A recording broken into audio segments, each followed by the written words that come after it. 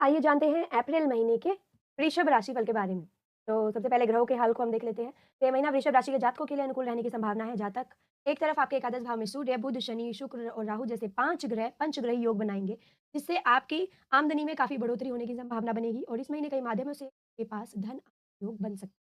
प्रेम संबंधों में अप्रैल उतार-चढ़ाव से भरा रहेगा। इस दौरान आपको एक से ज़्यादा लोगों में भी रुचि पैदा हो सकती है। वैवाहिक संबंध के लिए यह महीना कम ही अनुकूल रहेगा क्योंकि जीवन साथी की सेहत बिगड़ सकती है। फिर भी रिश्ते में प्रेम बना रहेगा, पारिवारिक जीवन में सुख और संतुष्टि का भाव रहेगा। इससे आपको खुशी मिलेगी और आपका स्वास्थ्य अनुकूल रहेगा। लेकिन छोटी-मोटी समस्याएँ जो है उनके प्रति आपको थोड़ी सावधानी बरतनी होगी। विद्यार्थियों के लिए बता दें कठिन चुनौतियों का सामना आपको करना पड़ेगा। नौकरी करने वाले जातकों के लिए महीना अच्छा है। व्यापार करने वाले जातकों को भी लाभ मिलने के योग बन सकते हैं और आपको अपनी समस्याओं के समाधान के लिए किसी अच्छे मार्गदर्शक की आवश्यकता पड़ सकती है। आपकी इच्छाएँ पूर्ण होने से आपको खुशी होगी और आपका आत्मविश्वास भी बढ़ेगा।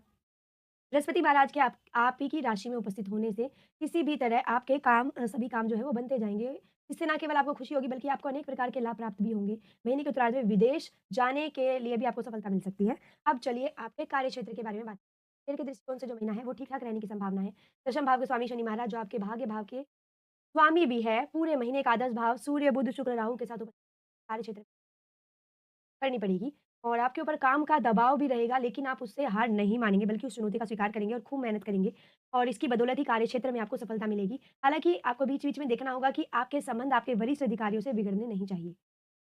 छठे भाव के स्वामी बुध भी एकादश भाव में पूरे महीने विराजमान रहने वाले हैं, इससे आपको कुछ समस्याएँ रह सकती है और वरिष्ठ अधिकारियों से सामंजस्य बिठाने में कुछ परेशानी होगी। हालाँकि देवगुरु बृहस्पति आपकी राशि में उपस्थित होकर आपको सही निर्णय लेने में भी मदद करेंगे और दूसरे भाव में मंगल महाराज शुरुआत में आपको कुछ गुस्से वाला बनाएँगे, लेकिन 3 तारीख को मंगल तीसरे भाव में चले जाएँगे और ऐसे में साहस और पराक्रम में बढ़ोतरी होगी और आप खूब मेहनत करेंगे। इससे आपको काम में सकारात्मक परिणामों की प्राप्ति होगी।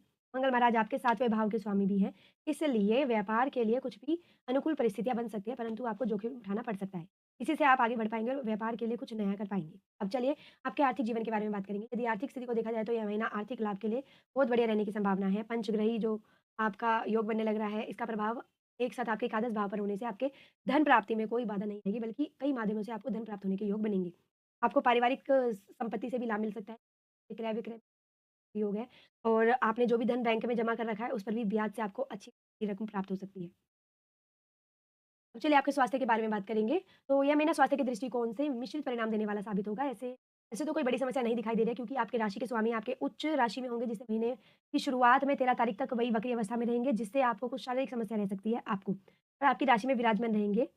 केतु पंचम भाव में होंगे और एकादश भाव में सूर्य, शनि, शुक्र, बुध और राहु यह विराजमान होंगे और आपके पेट से संबंधित समस्याएँ, कानों में दर्द या कानों में कोई संक्रमण हो जाता है, तो ऐसी समस्याओं का सामना आपको करना पड़ सकता है। मौसम में बदलाव के कारण भी आपको कुछ चुनौतियों का सामना आपको कर